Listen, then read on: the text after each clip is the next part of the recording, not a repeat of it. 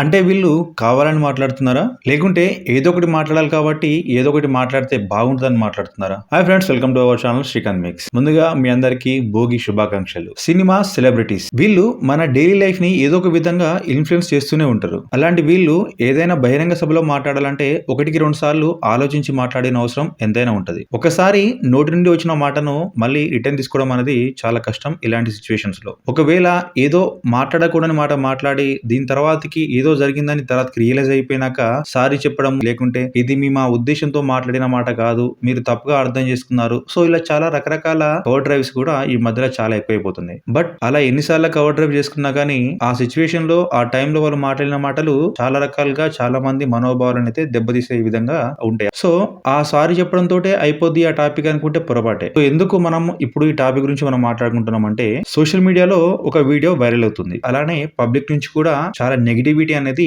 ఆ వీడియో పైన కామెంట్స్ రూపంలో వస్తున్నాయి. మరి ముందు ఆ వీడియో ఏంటిదని చూద్దాం. కొంచెం సన్నబడింది, నేనే కొంచెం తిని పెంచమ్మా, తెలుగుకి సరిపోదు, కొంచెం అన్ని కొంచెం ఎక్కువ సైజుల్లో ఉండాలని చెప్పా. పర్లేదు, కొంచెం ఇంప్రూవ్ అయింది.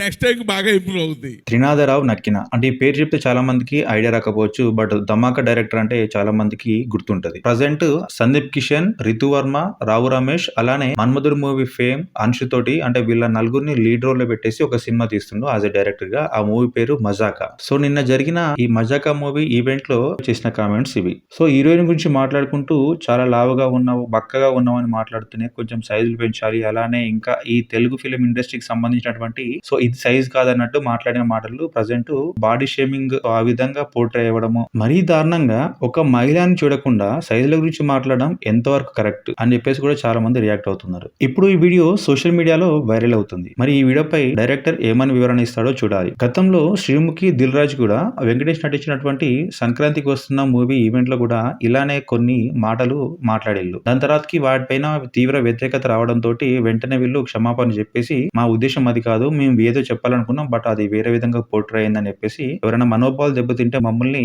క్షమించండి అని చెప్పేసి వాళ్ళు వీడియోస్ కూడా రిలీజ్ చేయడం జరిగింది. సెలబ్రిటీ అయినంత మాత్రాన ఏదో ఒకటి మాట్లాడి సారీ చెప్పేసి తర్వాత క్షమించమని అడగడం అనేది కరెక్టా కాదా అనే దానిపై మీ ఒపీనియన్ ని కింద కామెంట్ రూపంలో తెలియజేయండి. సో వీడియో నచ్చితే లైక్ చేయండి, షేర్ చేయండి. Don't forget to subscribe our channel Srikanth mix.